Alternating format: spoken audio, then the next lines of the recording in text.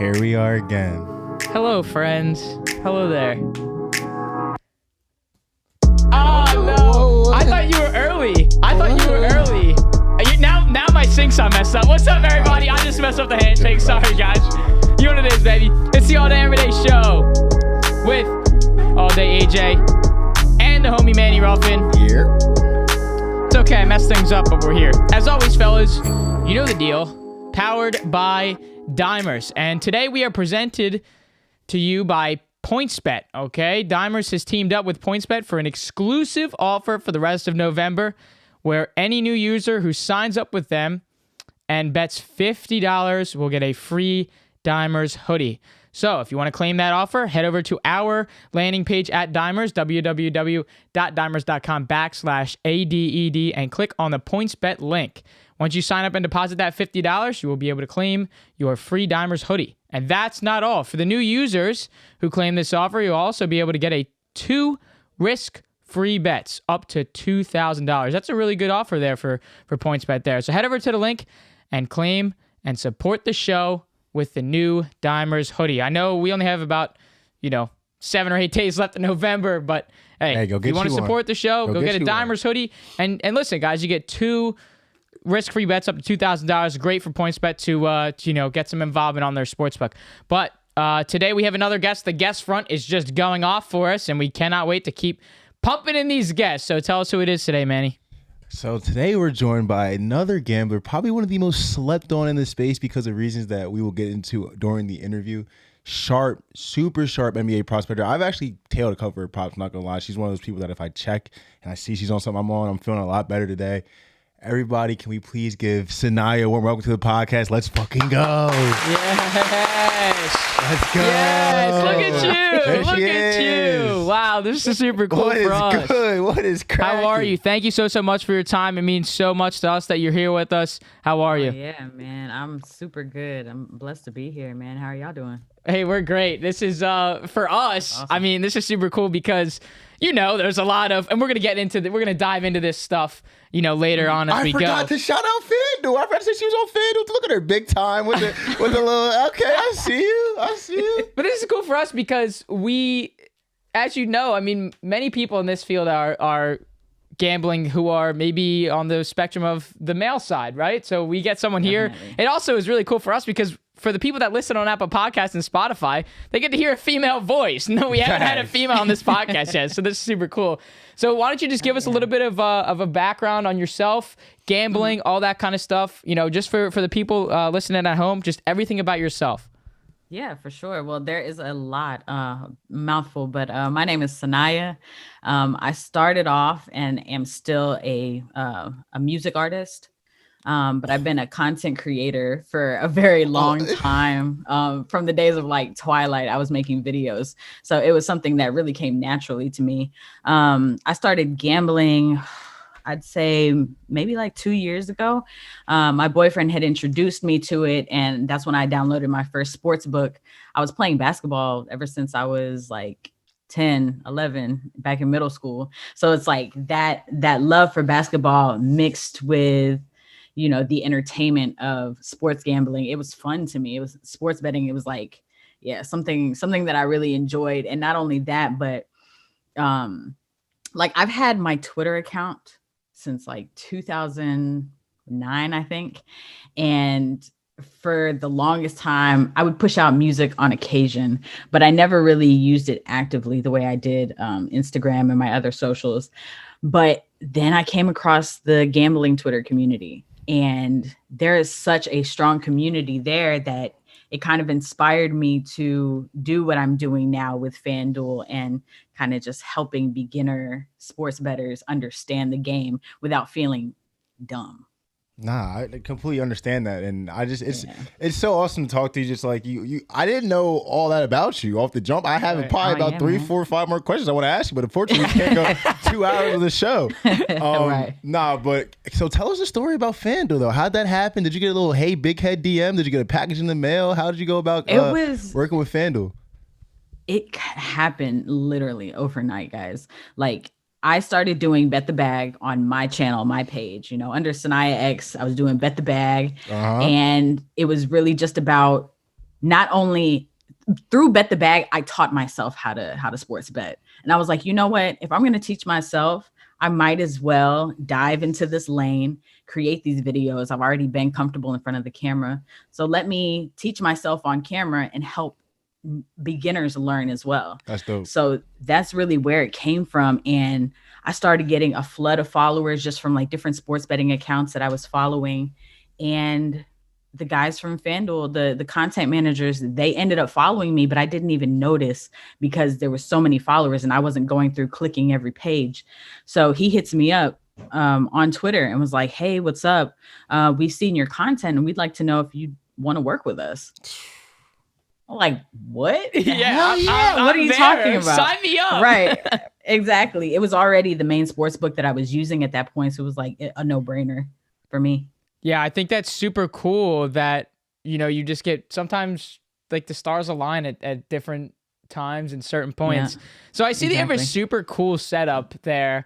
And I should say an experienced setup, and that's why I'm kind of taking it this way. So I know we're going to be going into the gambling front and all those kinds of things, but you mentioned at the beginning that you have always been into content creation. So kind of tell us the story of like how you got into content creating, why that was a passion of yours, and how you're able to keep that up with gambling now. Yeah, honestly, when I first started, you got in mind, I'm in my 30s. So when I started content creating, that's not what it was called. Oh, sure. It was, you're shooting videos, you're making music, I had a camera at my house growing up and I have siblings. So we would just pretend to shoot ourselves, like doing MTV Cribs and different stuff like that. So I always grew up with that kind of entertainment in my blood, wanting to be a singer, wanting to be an artist. And it really just grew from there. I was able to find different groups within school where we would make stuff like yearbook. I was in yearbook, so I was into photography at that point, and it snowballs from there. Nah, you don't look a day past 30, girl. Look at you, man. I see it. Thank you so much. So on this gambling side of Twitter things, it can get a little ugly, and we don't usually see a lot of women on that side because I feel like maybe they're afraid of the backlash or kind of just the nasty people that are out there that we won't speak about. Do you kind of feel like a catalyst or maybe like a leader showing other girls what is possible in this sector of Twitter, or do you just kind of I'm just doing my own thing kind of mindset? I definitely do take the fact that I'm a woman and really embrace that, because you're right. There's not a lot of us on gambling Twitter. There may be some, out in the world, but as far as that community specifically, there's a handful of us. And it's something where I feel like a representative, whether someone makes me that or not. You really are, who you are, what you look like, how you sound. You're a representative of your brand as well as other people. So I've definitely connected with a lot of different women in the industry so far. And I know I'm going to connect with more that are just like really dope and know what they're doing. And it's not even, if people got past the gender, they would realize that we're all talking the same shit. We're all talking about sports. Yeah. We all know what we're talking about. I wanted you to say that so bad because I feel like there's so many girls in this section that are just slept on. Like you just don't think that they know as much as you just because they're a girl. But if you listen to them talk, they probably know more than you. They probably have a better angle than you. They probably are sharper than you. They're probably not losing money on FanDuel like you're doing unnamed source. So it's real good that you highlighted that. Yeah, definitely. If you walk into a sports bar, you're going to see girls there, and they're not all there just to look pretty. Half of them are watching the game. They're in on this shit too. So I want to take it to a technical side like early on, and I told Manny I wanted to go technical just because this is one of those questions that we don't like to reuse and recycle some of the questions that we ask just because we've had, we have cappers and gamblers all over this show. So we don't want to really recycle the same stuff. But there's one question that we have to ask every person that comes on here, because most people so far have had a way different, outlook on this question. And that question is, what is your outlook on the unit system? Do you personally use a unit system? If so, how important is it? Because here, obviously, we want to promote smart and responsible gambling. But we talk to people like Bo, and he's like, well, if I feel something, I'm just going to go all in. I'm going to just throw whatever the hell I got in the account, and we'll see what happens. But there's a lot of people that are like, I'm going to go up 65 to 70 units in this NBA season, and that's that. And I stick to that system there. So is there Are you true to that? And if so, why and how that helps you? Yeah. So the most professional answer would probably be to stick to that unit system. Yeah. If you want to make long-term profit in the game, you really have to be disciplined in it. Do I always stick to that discipline? No. There are times I like to. Well, everybody's human. Hey, a couple of vodka soda. That's right. You know, say some good music. Yeah. Exactly. I mean, there are nights when, after an NBA game, if I'm just like sitting up bored and some overseas basketball games are on, I might dabble on that under over. I'm going to be honest with you. I might not even know who the hell is playing, but when you kind of know a sport, I've learned to stay the hell away from like soccer and tennis half the time. But if it's like a basketball game and I know how they work, it's like, I don't see them getting over that. Let me go ahead and dabble on that. And there have been a few times when they've definitely hit. But if somebody wants to make long-term profit, sticking to the unit system is the smartest route. That way you're not going all in on something that you just got a gut feeling about and then you lose. Then what? Then you're back at zero and you got to build your way up again. So, and I've been there, I think we all have at one point or another been there when it's just like, oh, fuck it, let me just go all in. Yeah. And you just, and then you got to say, hey, DraftKings, hey, Fanduel, I need to hit that deposit button. Cashier. Nah, that's cool though, because we've talked to a bunch of different people that gamble, but like some people, like Bo's a lawyer and everyone has kind of their own thing, and then you come out hot with the I make music. Like, so kind of dive into that. How do you balance the two? Like, are you more serious about one than the other? When can we get some new music coming out? Can I get a Spotify link? Like, what's going on with the music? Okay, yeah, of course. All streaming networks, all streaming sites. It's SaniyahX. That's all you gotta type in. I had a song release like a week or so ago, so that's the new music. But I really, the content creation, music, all of it is more passion than anything. So it's what I was passionate about ever since I was little. Like, oh yeah, I'm gonna be a singer, I'm gonna write music, and it's just something that I never grew out of. So I knew that the more we get comfortable with technology, of course it wasn't as big back then, but we have the world at our fingertips. And if I want to make music for my bedroom and make money off of it, I can now. And that wasn't really an option back then. I had to be, I want a record deal, No, fuck that. I can make the music from my bedroom and get it out to the world, and anybody can listen to it. So that was something where I was like, okay, God, I want to make money creating. I want to make money doing what I love so that it doesn't feel like a job. Oh my, and preach. Little by little, my life started to go that direction where I started working at this music school called School of Rock here in Memphis. And it was, getting that taste of being around music every day. And I had been writing up to that point, but it was around that time, being in that environment, when I started getting paid for it. And now I'm getting to do 20, 30-second TikTok ads for like $1,000 an ad. And it's like, let's go. That's great. That's insane. It's crazy. That's insane. I wanted to do something like that too, just like the voice side of it. Like, hey, we have all the equipment here, like that, because that's one of the things that my mom's been preaching is like, nowadays, like you said to the whole bedroom statement, I mean, you don't have to go to these professional studios and do any of that. Like, they can just send you the script, you record it on something like this, then the same that you have, and then you just send it back over.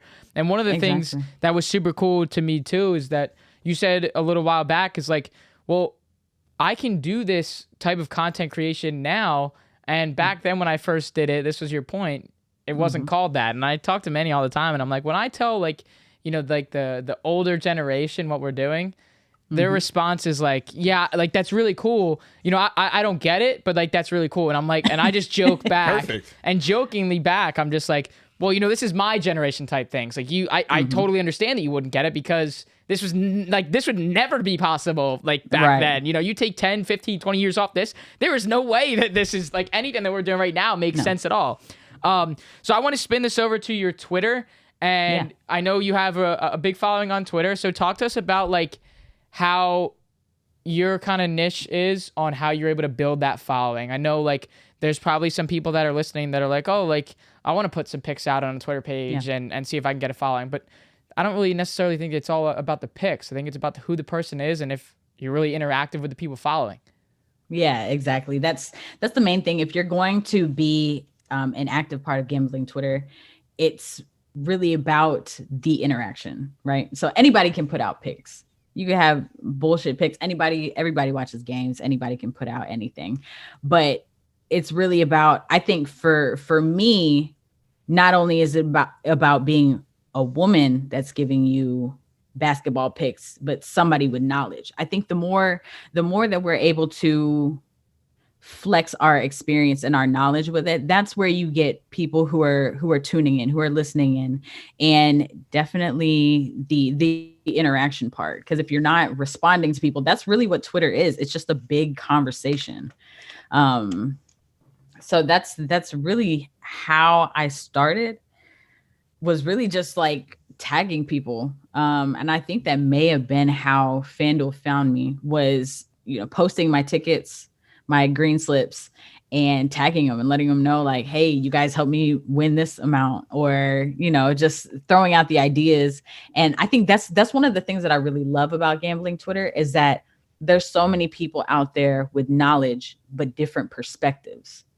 So someone can be a pro at what Julius Randle is about to do, right? Oh, he's about to get 20. He's dropping 25 to 9-12 boards. Then you got somebody else who's like, well, I don't know. RJ Barrett kind of, he might do a little something, and they give you their take on it. And it's like, damn, I didn't think about that. So like, it's crazy how much these people on Twitter can affect and influence tickets, because you see people hitting $10 for $1,000, or, $100 for 100,000 off of just conversation, off of people just throwing ideas out there. And it blows my mind. But a lot of my Twitter following came after just being consistent with it. I think that's one of the main things, is just being consistent and being interactive. Y'all do a great job of that, tweeting every day, just letting people know, hey, we have this out there, talking to people. Right. Y'all's Twitter following is growing just as much as mine. That's the coolest part for us, though. It's like we're able to see like there's consistent growth. Like, sure, when we get the shout outs and we get those people that are like, I'll do a giveaway if you follow, those people drop off, but then you get some new people, and then you just start to keep seeing that generational growth, and it just stays and stays. And it's like, hey, like we got something, like something's happening if you're just consistent. And that's like the main point that you just stated there. For sure. I think other thing too about that is like just being yourself. I see a lot of people that like try to get in the game on Twitter and posting pics, and it's like you literally just look like you're copying and pasting X's tweets, like the little personality here. So last time we had a guest on during basketball season, a little bit of a basketball expert, Kill Kenny. He gave us, before the playoffs started, said the Suns were going to be in the finals, and he picked them to win the finals on the podcast. So I'm going to try to run it back one more time. Can you give me a finals matchup, a long shot winner? Listen, you know what I'm saying? I need something for the Fanduel. Listen. Before the season started, right, I said I really like the Chicago Bulls. Okay. And I really like the Miami Heat. Okay. Now, I also mentioned the Sacramento Kings, but I don't know that they'll be in the finals this year. They're working towards it. They're looking good. But I think that Chicago Bulls or Miami Heat will be in the finals. I did also mention a redemption year for Golden State, and they're showing the fuck out this year. I was on the same. I'm right on the same wavelength there. We did a little prediction, and I said Golden State as well, just because they're getting everybody back. No goat. Yeah. Where to go at? Yeah, he's talking. He picked he wants the Lakers to win. Where to go at? Listen. Where to go at? Oh, hey, time out. I had so much faith in the Lakers before the season started. Right? Oh no. And no, hear me out. I like what they're doing. I think it may take 1 or 2 years. Okay. But I just don't know, though. I don't know. It's possible that, some teams come out the second half of the year and just blow everybody away. That could be the story here. They just need a chance because, like, I remember Shannon was talking about just the chemistry between Russ and the rest of the team, and you started to see it in the beginning of the season. It was kind of shaky there, and then he started to, get his rhythm in there, and you were starting to see that more. So we still have a lot of injuries on the Lakers, though. That is very true. Who is your GOAT, by the way? That's very true. Who is your GOAT? Is it MJ or LeBron? Lord, I had to ask. Listen, Saniyah, I like you. You know what I'm saying? Well, you sound like a LeBron GOAT right there. You got it right. I'm an 80s baby. I figured. So we know the answer. That's okay. It's fine. It's okay.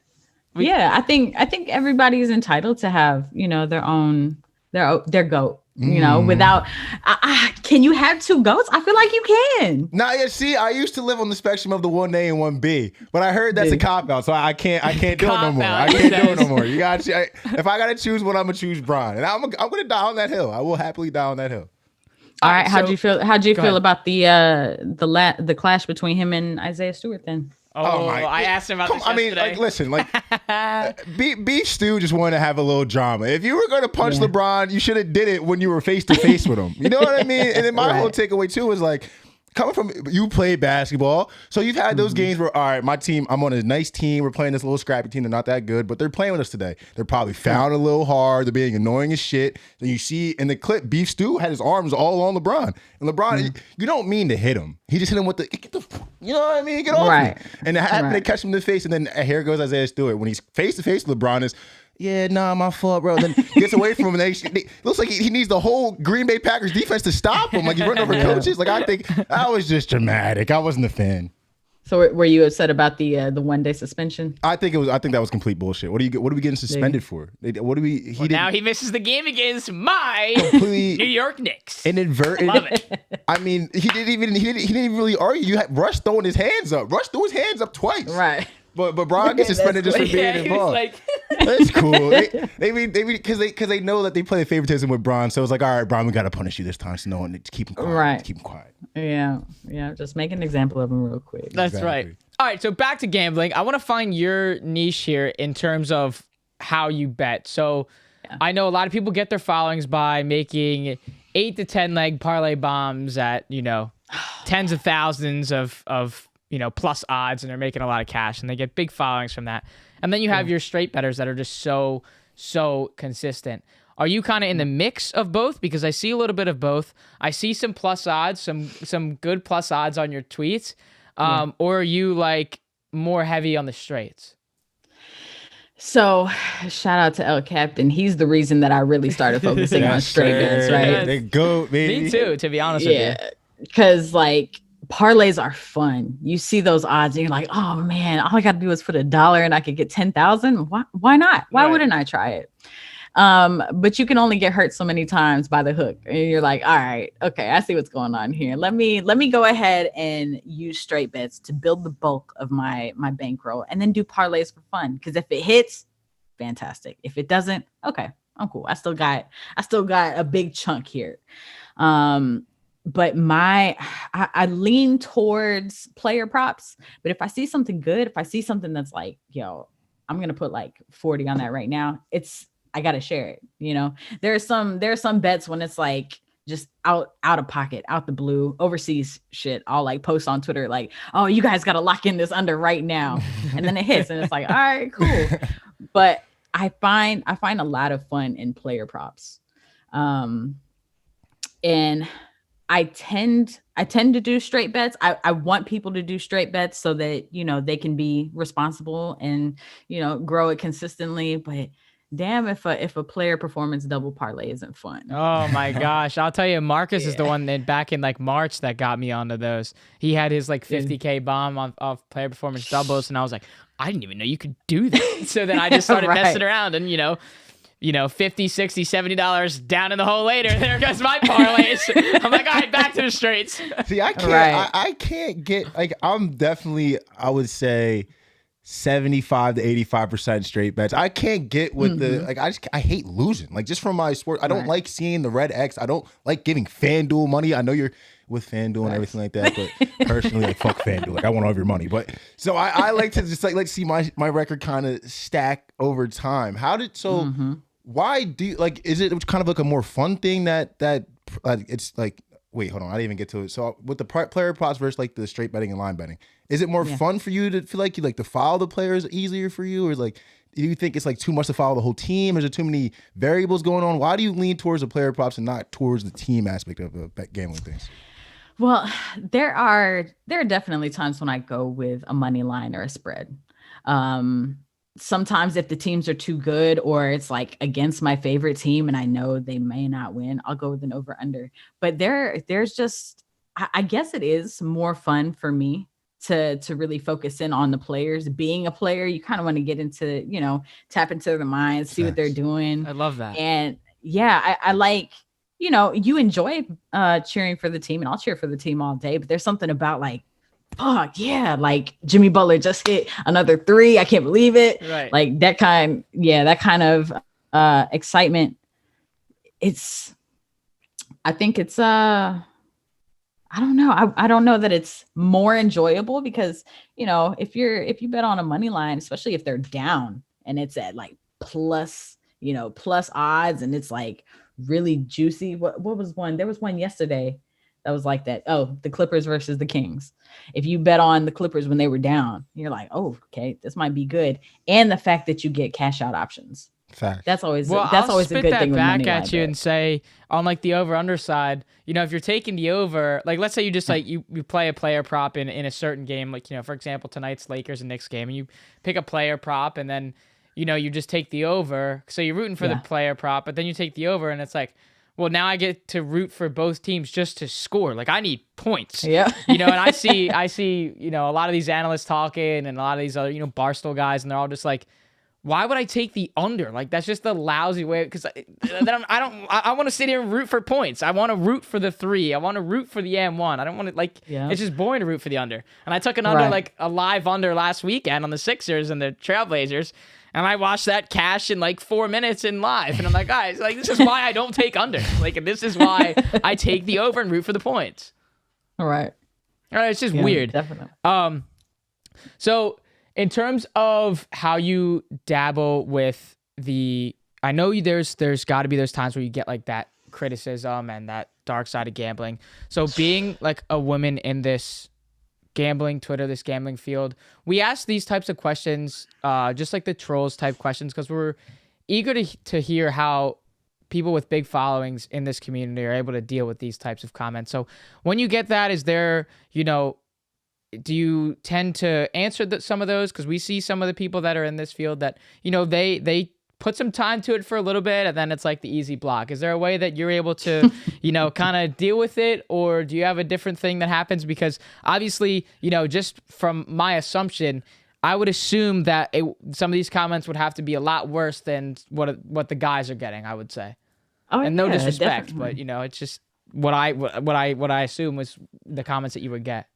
Right. So you're already walking a thin line being a woman in sports betting. Because a lot of them already assume that you don't know what the hell you're talking about. Right. So let you miss a pick, let something go wrong that you had no control over. I told you so. I told you so. That's why I'm not going to tell you. Yeah. So it's one of those things. I actually, I'm a passive person for the most part. And if you're going to bark shit behind a computer or a phone, I really don't want to put too much energy towards that. There's been a few times, when I've written back and, oh God, I remember there was one time after I was added to Fanduel and I don't know. It was like a random cuss word. Like I wasn't cussing at this guy, but I was just like, oh, get over your shit type. Right. And he was like, Fanduel, you would let your people speak to people like this. Are you kidding me? He was really trying to get me canned. So after that, I was like, you know what?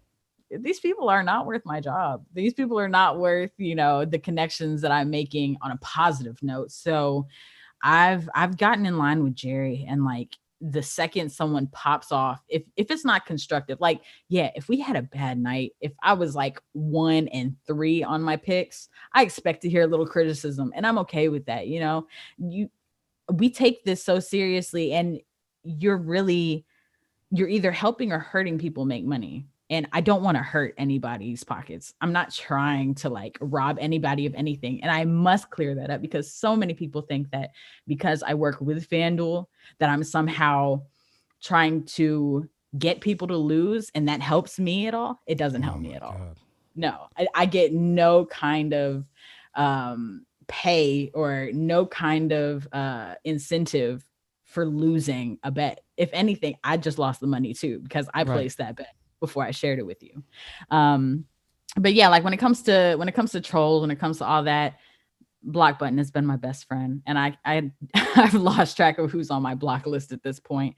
Once, out of sight, out of mind, once they're gone, it's just a little bit more peaceful on my side of Twitter. Facts. I think people even just look for someone to blame. Like, we've gotten tagged in shit sometimes because people we've had on the show. It's like, dude, we don't release fucking pics. But anyway, so I really find this interesting when people who like seem to specialize in one sport, because like, so I mean, when basketball's over, like, what do you do? Like, do you bet every sport? Do you just only post basketball, or is it really only just basketball? And it's like, oh no, I'm chilling after the basketball season. I kind of just dabble here and there, but I won't bet. No, I definitely dabble in different stuff. This past season, I got in MLB after the basketball season, and I really enjoyed it. I was riding with the Tampa Bay Rays for a while. I was like, yo, this is cashing me out. Hitting them where it hurts. He's a Yankees fan over there. Of course, we're riding the AL East, guys. But it was fun to, keep up with their players, learn about their home runs, and, just really gain experience in baseball. I haven't got into hockey like that. I tried to get into NFL, and every now and then I'll bet it, but for the most part, bullshit. It is absolute bullshit. Yeah, but like when you take your player props, when you're looking at those player props in the NFL, you talked about the fun part about taking those player props. I mean, yeah. NFL, I think it's really cool to take player props because when I'm gonna take a Packers -1 against the Vikings and that somehow loses, like that's when I'm gonna say it's BS. But in this instance, I'm gonna say I want the player props. I'm gonna take Keenan Allen over on primetime at SoFi. So I don't know. That's why I don't know. You say all about the player props, and I'm like, I don't know. Dabble a little bit with the NFL. Get those player props cracking in the NFL. Yeah, I've definitely tried it. I mean, last night, I built that same game parlay and everything hit, of course, except for the over. So, yep. Classic. And yeah, classic NFL and classic New York Giants there. All right, so I'm going to take this on a really deep side, and I would just love for you to explain what it means to you being a woman in sports. Ooh, being a woman in sports it's a big responsibility. It's like I said, you're walking a thin line, but we're seeing more and more respect, more and more progress. Like just WNBA this past season blew my mind in comparison to what it has been. Like people are taking it more seriously. People are starting to, of course, these women are not getting nearly paid what NBA players are making, and that makes no sense to me. But we're headed in the right direction with the U.S. women's soccer team. We're starting to see more recognition for women in sports, and that's dope. And it's something that I really appreciate. And it's like it's a whole untapped market at this point. There's so many women in sports who just don't have that platform, who don't have that recognition, who don't. I feel like we get singled out or we get ignored a lot on Twitter when everybody's like, hey guys, let's do this. Or, it's a more men talk than it is women. And it's like I said, it's untapped. Like me, Liv Moods, Girl Who Bets, Blondie or Goldilocks. Like there's a lot of us on gambling Twitter who like really have a passion and wake up every day and do this shit and talk about this shit. So I don't know. I think we can only go up from here, really. Nah, let's go. I felt that. Like, it's so awesome to be able to get the chance to talk to you. Like, you're a beautiful soul. You're a rare soul. Like, you're a courageous, brave person. Because it doesn't. It's not easy. It takes a lot. It's not. Yeah, it's not easy. Like, it probably you probably make it seem so easy. Like, you're cool. I'm Saniyah. I chill. I make my music. It's easy, but it's not easy. So the final question I kind of had for you today was: you had a tweet you wrote out. You said there was 2 things you got to take care of, then you can finally give all your time to your desires and everything you want to do. Can you guys give us like a preview of what we could see from Saniyah next? What do you got planned out? What do you got cooking up? Oh my gosh. I honestly, whatever the Lord has in store for me, man, to be honest with you, definitely like, like I said, I have to take care of my car payment, and then I have to get my computer upgraded, but I want to dive back into film. Of course, there's music at all times. I had my daughter like a year ago, so she's been my main. Oh, it's awesome. Congratulations. Yeah. Thank you. She's been my main focus. A 1-year-old is a handful. So yeah, between being with her and like raising her up, and I'm a stay-at-home mom and a work from home mom. So everything is here in the crib. The beauty of content creation, like we talked about. Man, that's amazing. Between content creation and just like the pandemic, you find out how much you can do inside your house. That's right. And yeah, it's just the sad truth of figuring that out. You're locked in your house in the pandemic, and then you're able to like figure out like, oh wow, like this works. Like this is possible. Right. Yeah, exactly. But there's just a lot of creating going on this side, guys. That's amazing. The last thing from me, and we did this with Pete with Props.Cash last week. Your favorite sports teams. I have to ask. You're from Memphis, right? Yes. So I was born in Cali, so originally I'm a Laker girl. Right? Okay. Wait a minute, we got no LeBron. That makes no sense. I don't find any correlation. I grew up during the Kobe era. My dad grew up in Chicago, so he was a diehard Bulls fan. That's what I grew up with in the house. That's where you get. So there's a little bit of bias here. So you really think LeBron's the GOAT, but you don't want to hear Pops in the back. I got it. Got it. But you were there for Kobe, so that must have been super cool. Oh man, yeah, it was amazing. Yeah, I was there. I actually remember being in LA near the Staples Center during his. I didn't get inside, but. Being outside during his final game before his retirement, and like they had the Ferris wheel, tons of people out there. It was really wild. But when it comes to my favorite team, I'm a player person. I'm not even a team person, really. Grew up with the Bulls, and I think that's where it all started. Because not only was it Michael Jordan that I liked Scottie Pippen, I liked Dennis Rodman, I liked Tony Kukoc, I liked Steve Kerr. Like that core team. It was like, oh yeah, all these dudes, all these elements, like that meant a lot to me. And then I remember I gravitated towards the Phoenix Suns when it was Steve Nash and Barbosa and that whole squad. And now.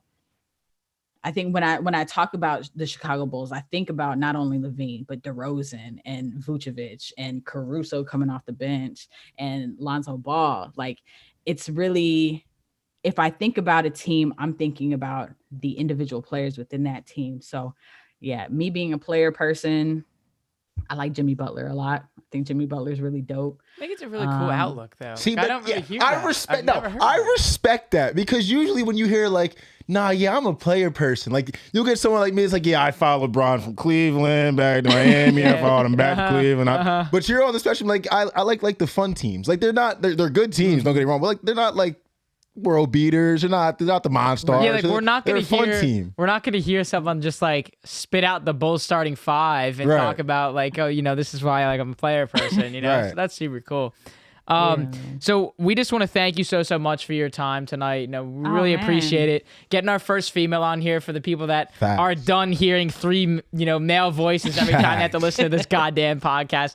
We really appreciate your time. Before you go, where can we find you on every platform? Music, all that. Spill everything for us before you go. Yeah, absolutely. Y'all can find me anywhere at SaniyahX. So that's Instagram, Facebook, Twitter, all that stuff. SaniyahX, SaniyahX.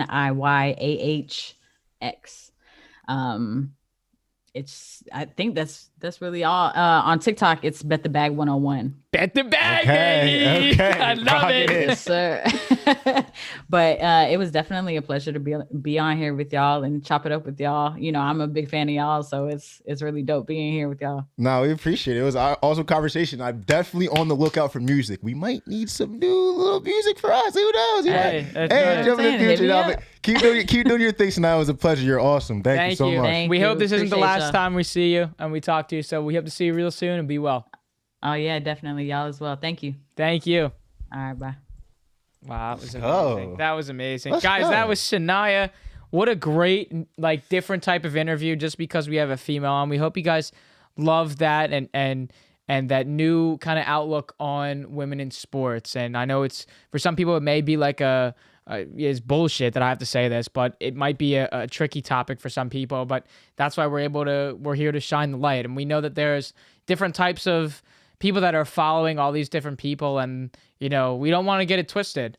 We're not on anybody's, you know, we're not on this side. We're not on that side. We're here to extract everything from the bio on this podcast, on Apple Podcasts, on the podcast website. It literally says we're here to talk to industry professionals and gain the most amount of information possible from them. That's the quote. So that's exactly what we're doing. It's super cool to talk to people because they all have just different stories. So you can follow us on our Twitter page when we drop this, when we drop everything that's going on. I'm going to get to that in a minute. Yes, at ADED Podcast on Twitter and at ADED Pod on Instagram. The TikTok for different content that you won't see anywhere else is simply the name of the show, the All Day Everyday Show. And we will be going live when we return from Los Angeles on Twitch, which is simply All Day Everyday Show. There is no the. That's right, I said it.